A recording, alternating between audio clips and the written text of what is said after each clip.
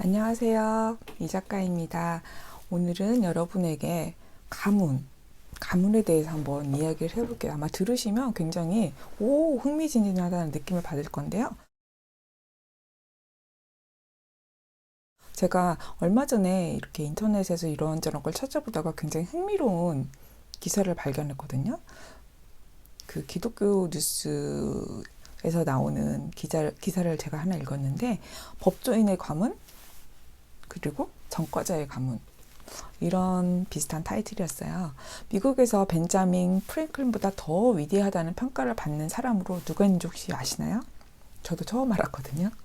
조나단 에드워즈라는 사람이 있다고 합니다. 조나단 에드워즈를 가리켜서 미국이 낳은 가장 위대한 사상가라는 평을 하기도 했고, 그 다음에 미국의 지식인 중 유일하게 위대한 인물이다라는 평가도 받았다고 합니다. 자, 그럼 이 훌륭한 조나단 에드워즈를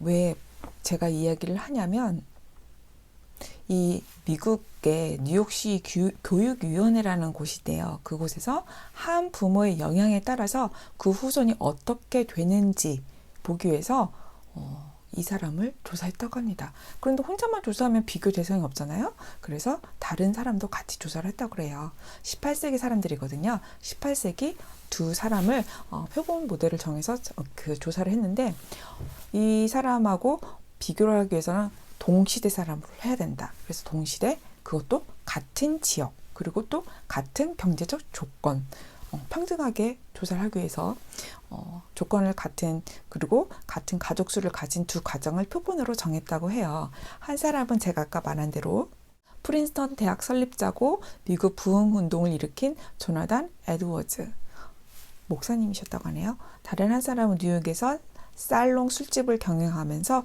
거부가 된, 그러니까 부자 재력가였겠죠.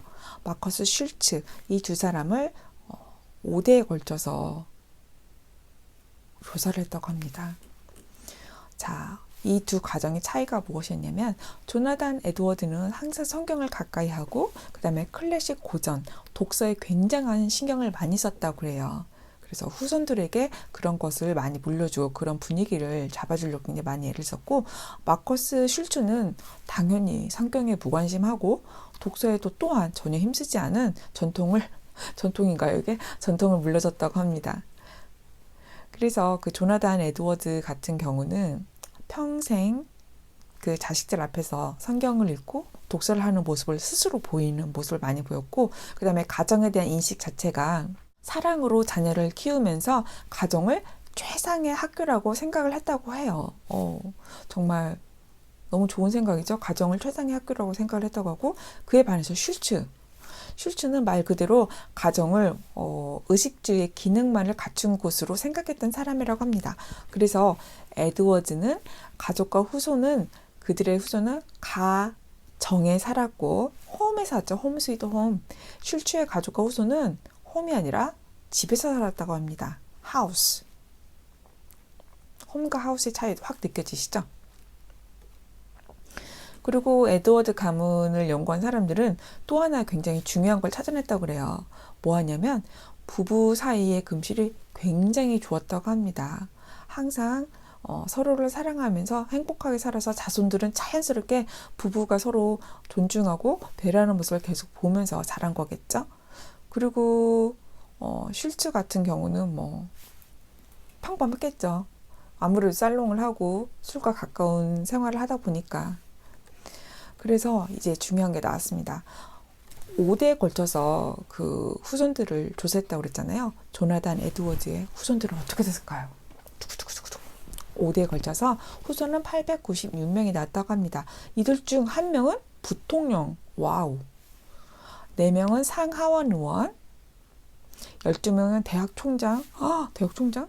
65명은 대학 교수, 60명은 의사, 100명은 목사, 75명은 군인, 85명은 저술가, 130명은 판검사 및 변호사, 그리고 나머지 80명은 공무원이 됐다고 합니다. 정말 대단하네요. 896명의 자손들 중에서 와, 정말 다들 와우 하는 직업군과 정말 명망 높은 집안 자체가 5대에 걸쳐 이렇게 나오기가 정말 쉽지 않을 것 같은데. 마커스 슐츠의 후손은 어떻게 했는지 또 한번 보도록 할게요. 5대에 걸쳐서 후손은 1062명이 나왔다고 해요.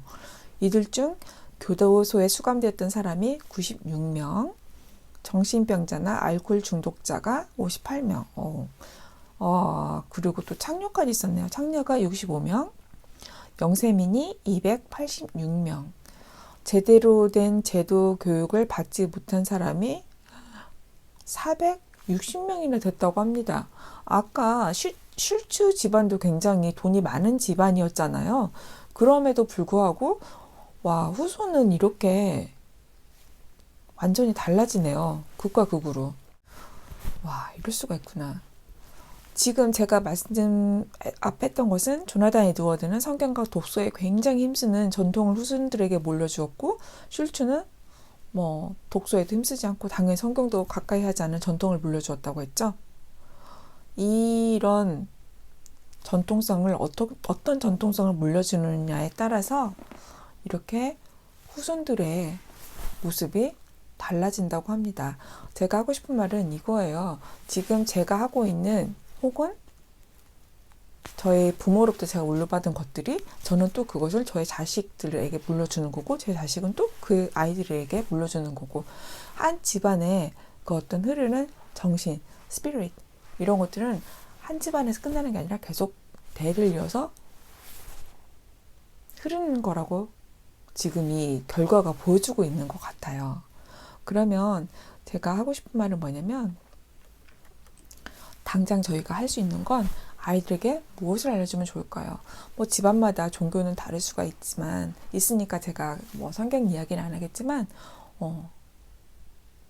좋은 책을 통해서 지적 지식으로 채워줄 수 있는 성찰하면서 스스로를 성찰하면서 돌아볼 수 있는 그런 아이들로 키워줘야겠죠. 그러려면 좋은 책을 가까이 하고 책을 보면서 스스로를 돌아보고 또 앞으로 어떻게 나아가야 될지 과거를 통해서 미래도 돌아보는 그런 현명한 단지 지식만을 위한 게 아니라 지식을 더욱더 확장하여서 지성도 갖춘 그리고 아름다운 지성과 지식이 합쳐서 또 사회를 이끌어 나갈 수 있는 그런 정말 우리 대한민국의 인물로 자랄 수 있도록 도와줘야 되는 게 아닌가 이런 생각이 들었습니다. 즉 독서는 결국은 그냥 책 하나 읽는다 이게 끝나는 게 아니라 개인의 운명을 바꾸고 또 자녀의 운명을 바꾸고 더 나아가서는 우리의 나라, 우리 대한민국 국가를 바꿀 수 있는 힘이 있다는 것을 생각을 하고 꼭 거기에 맞게 아이들에게 그 메시지를 전달해 주면 좋겠다라는 생각이 들었습니다. 오늘 굉장히 주제가 흥미진진하죠.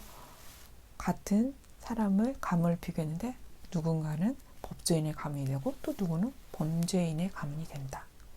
우리들은 당연히 어떤 가문을 이을 수 있을까요? 좋아요, 알람 감사합니다.